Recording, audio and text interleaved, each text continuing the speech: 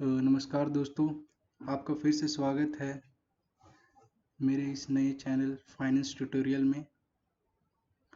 आज हम बात करने वाले हैं कॉस्ट ऑफ डिबेंचर के बारे, जो कि फाइनेंशियल मैनेजमेंट का पार्ट है।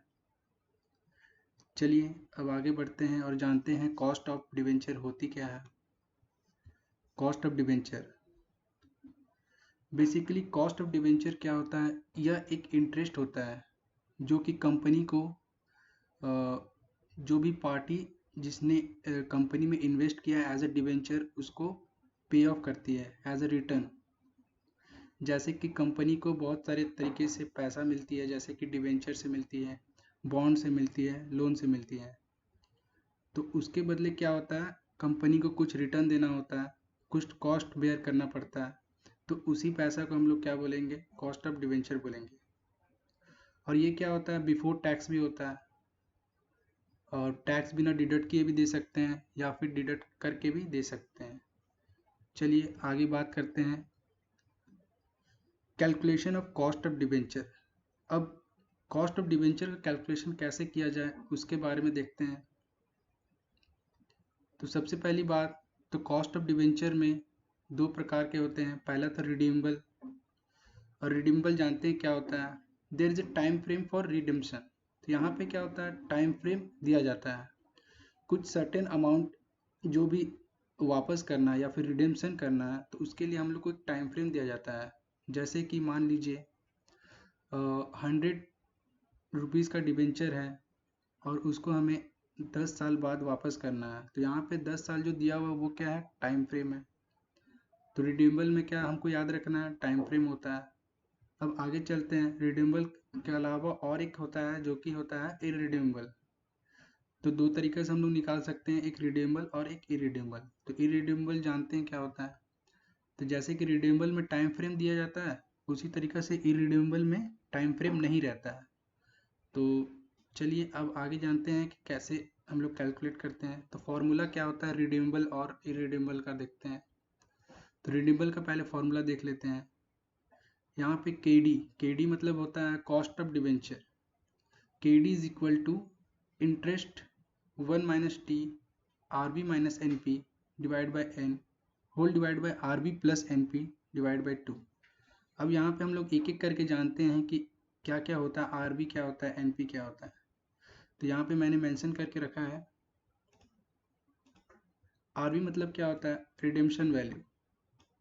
रिडेम्पशन वैल्यू जो भी पैसा हम लोग को क्या होता है वापस करना रहता है। जैसे कि 100 रुपया का फेस वैल्यू था, उसमें मान लो प्रीमियम में वापस करना है तो 110 रुपया वापस करना है।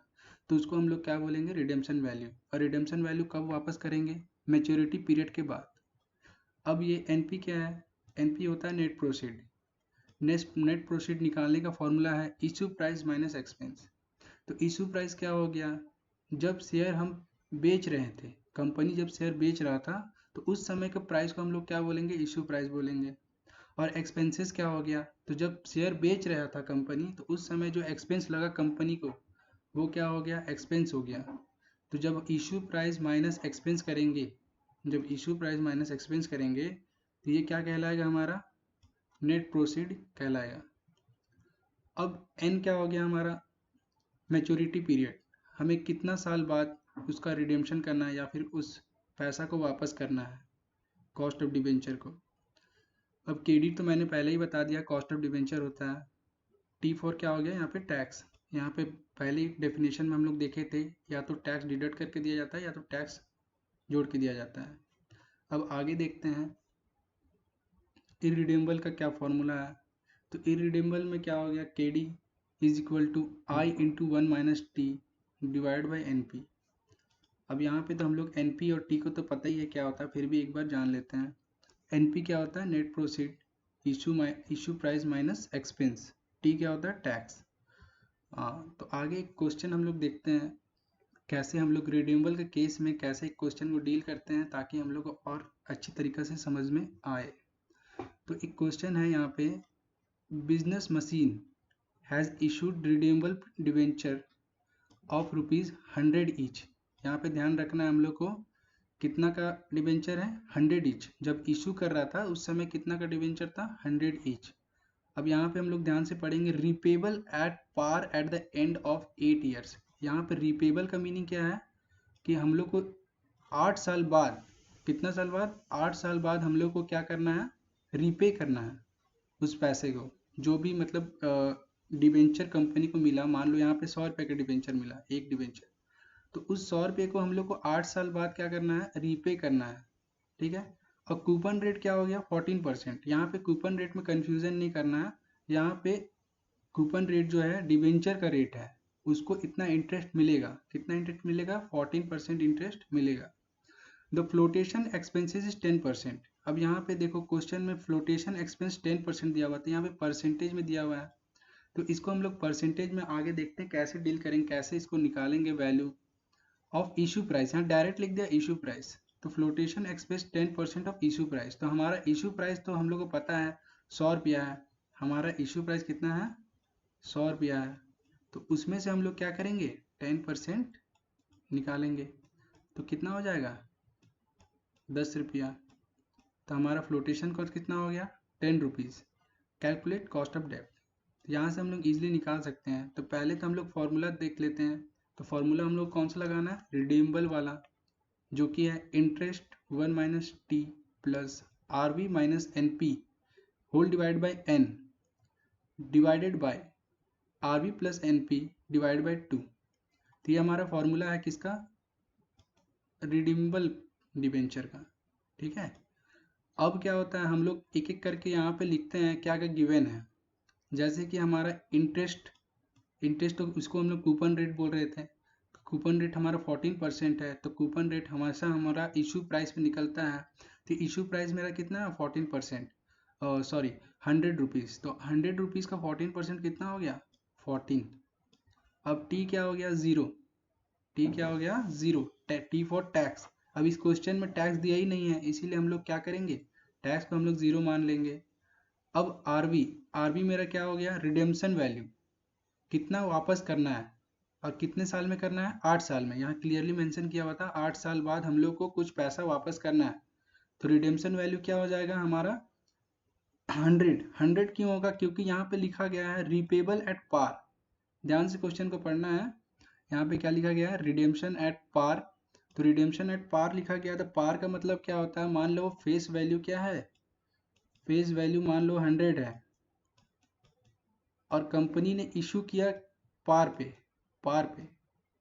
तो पार पे बोले तो 100 का फेस वैल्यू था, तो 100 में ही इशू कर दिया, उसमें कुछ इंक्रीमेंट और डिक्रीमेंट नहीं हुआ।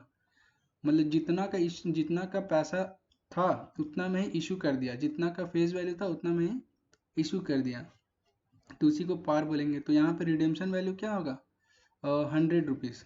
तो पार में रिपे कर रहा है, मतलब जितना में इशू किया था उतना में ही उसको वापस करना है।